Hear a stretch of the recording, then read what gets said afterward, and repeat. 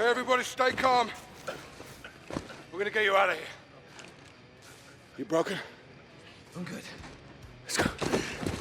Call of Duty has never been afraid of courting controversy. In many ways, it has been an integral component of the series' design since its very inception. This time, Modern Warfare asks us to engage with the experience of war through a reflex sight of an M4A1 assault rifle. It does this even as it gives us the rare opportunity to peer behind the veil of smoke and shrapnel that Call of Duty typically throws up to mask its moral ambiguity, dares us to consider the ethical complexities of the conflicts it so liberally draws inspiration from. This is made clear from the outset of Modern Warfare's campaign, vocalized openly by characters stood on the teetering edge of the uncanny valley, and these intentions are almost immediately at odds with one another. This has forced Infinity Ward down a perilous path. When its good intentions coalesce, Modern Warfare feels as if it is offering a tantalizing glimpse into the future of the industry's biggest shooter. You'll feel this in your fingers as the game breathlessly propels you between its choke points, all under a hail of deafening gunfire until you're left gasping for air. When they clash, it's a stark reminder of just how easy it is for an action game to turn tasteless, and that's a direct result of Infinity Ward attempting to tactlessly gamify a variety of war crimes, all in the service of fashioning a bombastic entertainment experience. Infinity Ward set out to create a campaign that could reflect the world that we live in. The studio has stumbled in its desire to hold a mirror up to the modern military machine or engage with the messy politics that fuel its characters and the broader strokes of its story.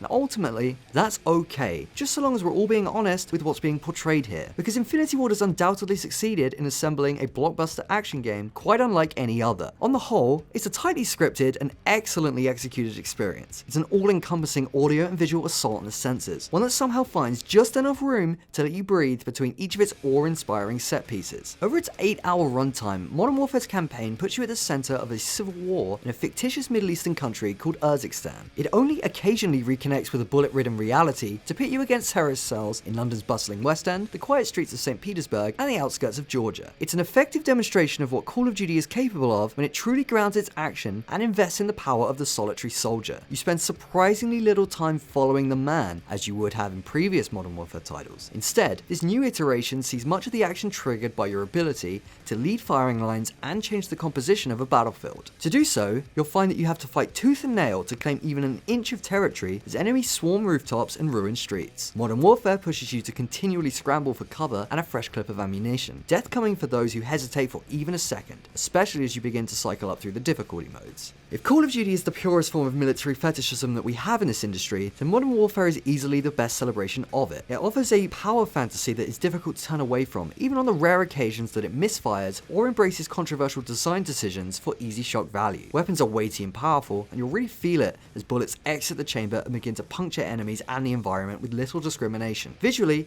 it's a true achievement too. Audibly, there's nothing else out there quite like it. These elements combine in spectacular fashion as Modern Warfare presents its stages Clean House, Wolf's Den, and Going Dark. These are tense standoffs in tight corridors cast in thick shadow, each of them experienced through the lens of night vision equipment and executed in a cold green hue. These missions are quiet and claustrophobic, the silence only occasionally shattered by controlled gunshots and breathless whispers. Modern Warfare excels in these areas, and it's difficult not to feel an overwhelming sense of tension wash over you thanks to the near photorealistic presentation and the high-stakes framing of the objectives at hand. The game also fares excellently in its wider spaces, where Infinity Ward's propensity for daring level design, tightly scripted action, and the relentless pursuit of forward momentum is on full display. This Modern Warfare might not have its own Pripyat set double bill, like its namesake, but a daring assault on an under siege US embassy will no doubt be held up as a modern classic. It's an excellently executed multi-stage mission that hits all of the highs of Call of Duty with none of the lows. Excellent example of what this series is capable of when it's firing on all cylinders. Much of Modern Warfare could be described as just that.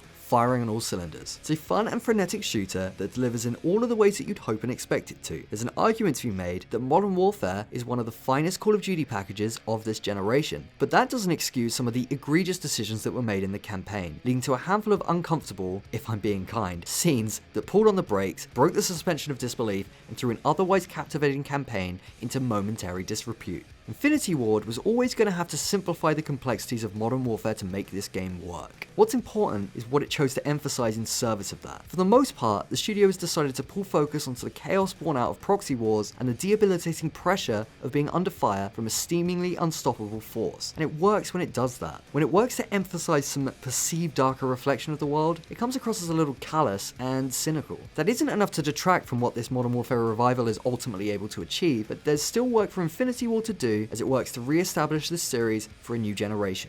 We're giving it 4 stars.